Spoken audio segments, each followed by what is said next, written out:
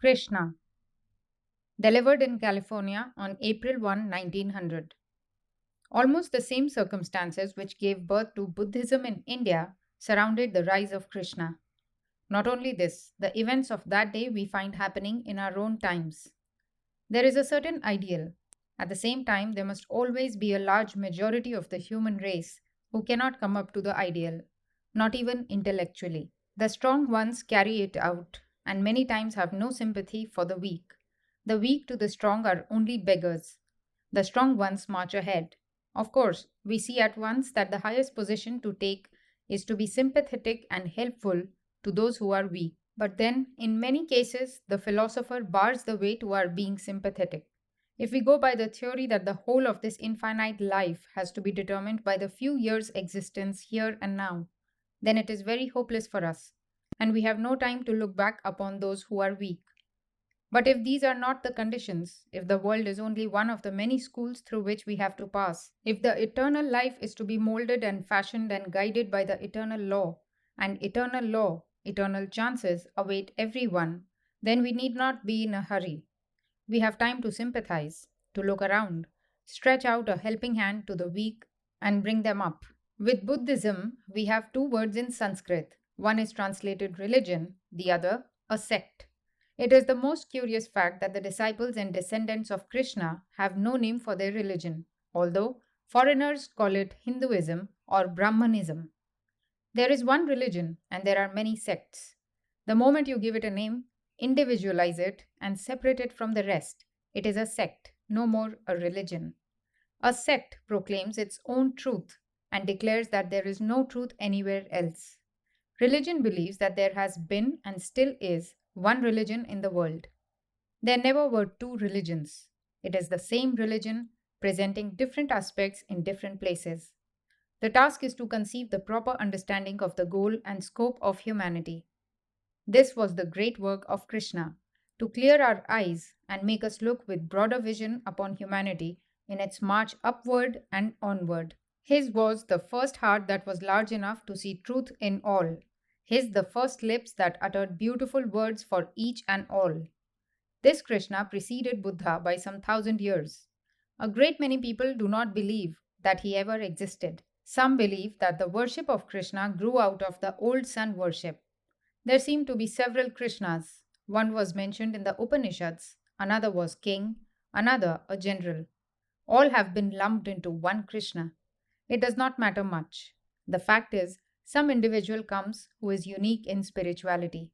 Then all sorts of legends are invented around him. But all the Bibles and stories which come to be cast upon this one person have to be recast in the mold of his character. All the stories of the New Testament have to be modeled upon the accepted life and character of Christ. In all of the Indian stories about Buddha, the one central note of that whole life is kept up: sacrifice for others. In Krishna, we find two ideas stand supreme in his message. The first is the harmony of different ideas, the second is non attachment. A man can attain to perfection, the highest goal, sitting on a throne, commanding armies, working out big plans for nations. In fact, Krishna's great sermon was preached on the battlefield.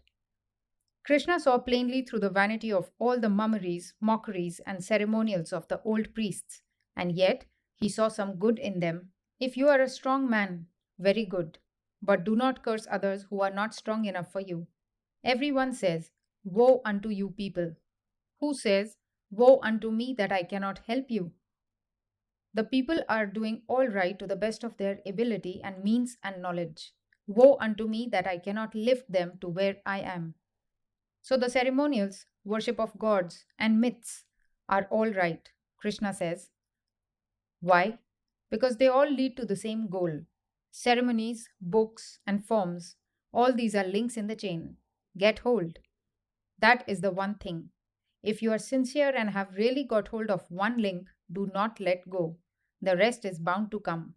But people do not get hold. They spend the time quarreling and determining what they should get hold of, and do not get hold of anything. We are always after truth, but never want to get it.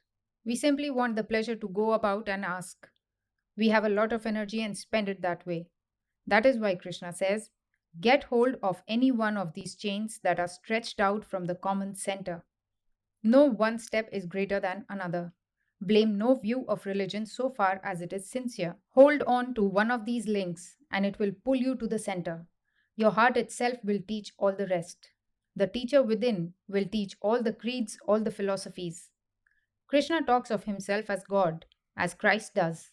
He sees the deity in himself, and he says, "None can go a day out of my path. All have to come to me. Whosoever wants to worship in whatsoever form, I give him faith in that form, and through that I meet him." Gita 4.12. His heart is all for the masses. Independent, Krishna stands out. The very boldness of it frightens us.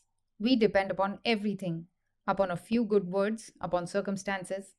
When the soul wants to depend upon nothing, not even upon life, that is the height of philosophy, the height of manhood. Worship leads to the same goal. Krishna lays great stress upon worship. Worship God.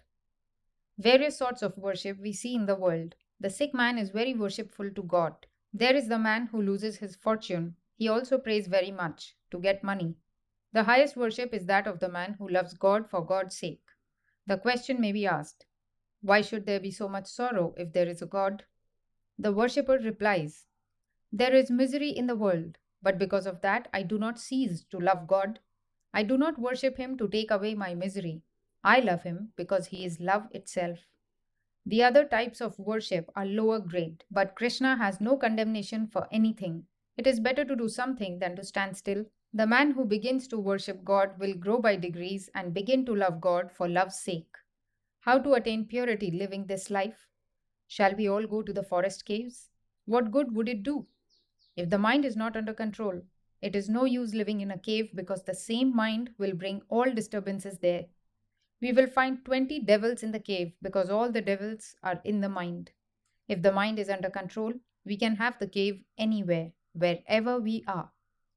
It is our own mental attitude which makes the world what it is for us. Our thoughts make things beautiful, our thoughts make things ugly. The whole world is in our own minds. Learn to see things in the proper light. First, believe in this world, that there is meaning behind everything. Everything in the world is good, is holy, and beautiful. If you see something evil, think that you are not understanding it in the right light. Throw the burden on yourselves. Whenever we are tempted to say that the world is going to the dogs, we ought to analyze ourselves, and we shall find that we have lost the faculty of seeing things as they are. Work day and night. Behold, I am the Lord of the universe. I have no duty. Every duty is bondage. But I work for work's sake. If I cease to work for a minute, there would be chaos. Ibid 3.22-23. So do thou work without any idea of duty. This world is a play. You are his playmates. Go on and work without any sorrow, without any misery. See his play in the slums, in the saloons. Work to lift people, not that they are vile or degraded. Krishna does not say that. Do you know why so little good work is done? My lady goes to the slum. She gives a few ducats and says, my poor men, take that and be happy. Or my fine woman walking through the street sees a poor fellow and throws him 5 cents.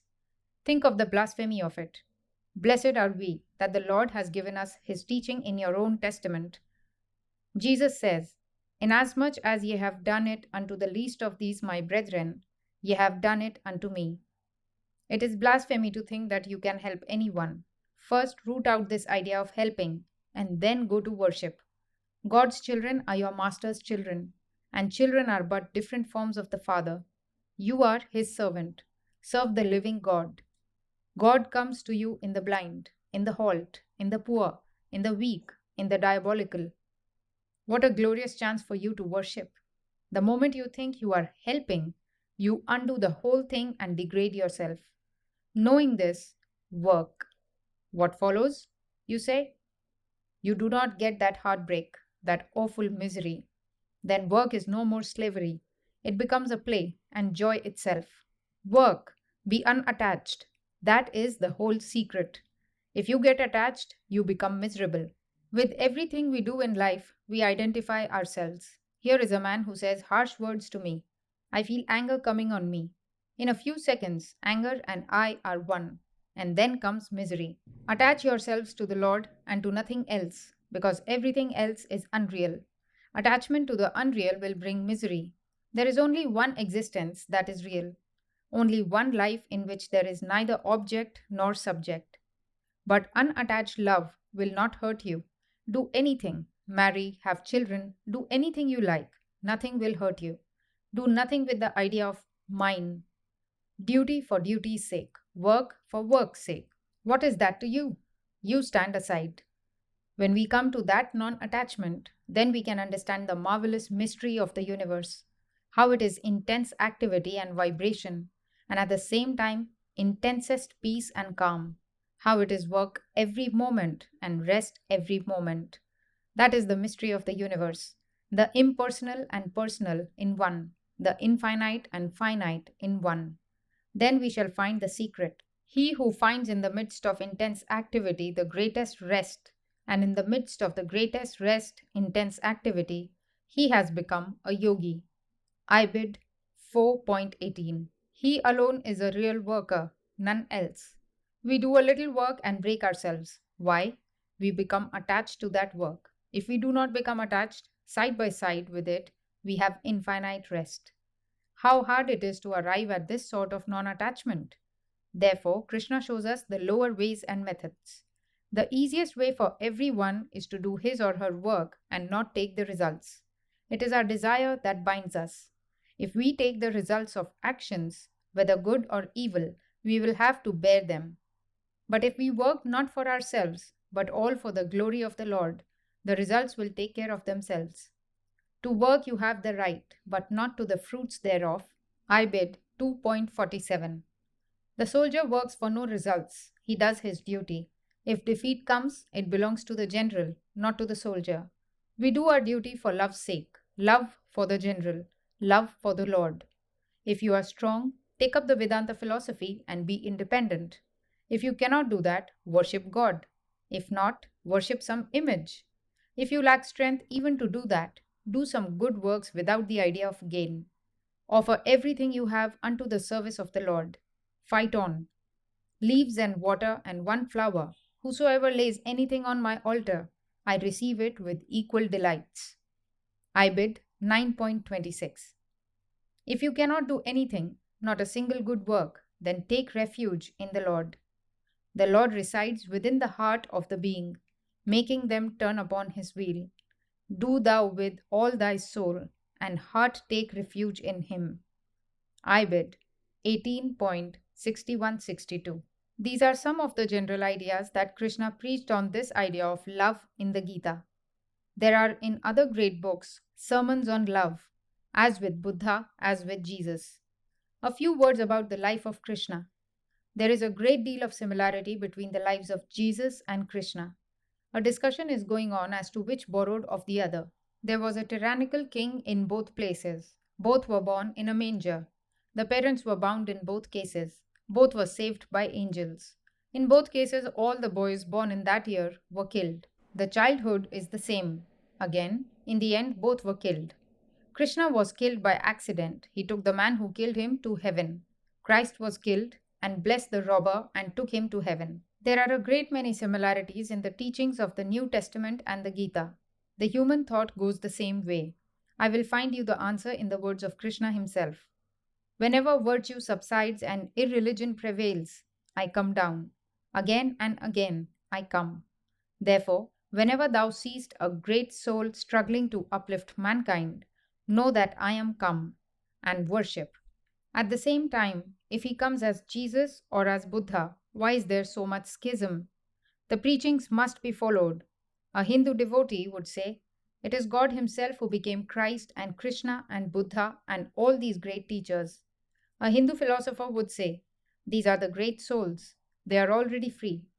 And though free, they refuse to accept their liberation while the whole world is suffering.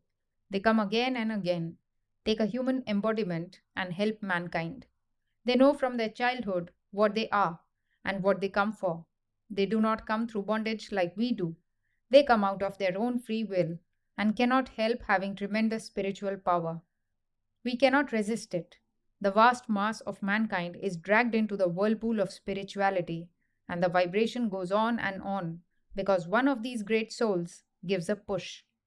So it continues until all mankind is liberated and the play of this planet is finished.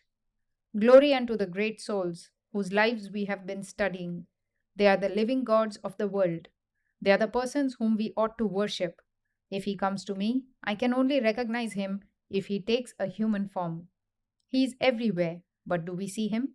We can only see him if he takes the limitation of man. If men and animals are manifestations of God, these teachers of mankind are leaders, are gurus. Therefore, salutations unto you, whose footstool is worshipped by angels. Salutations unto you, leaders of the human race. Salutations unto you, great teachers.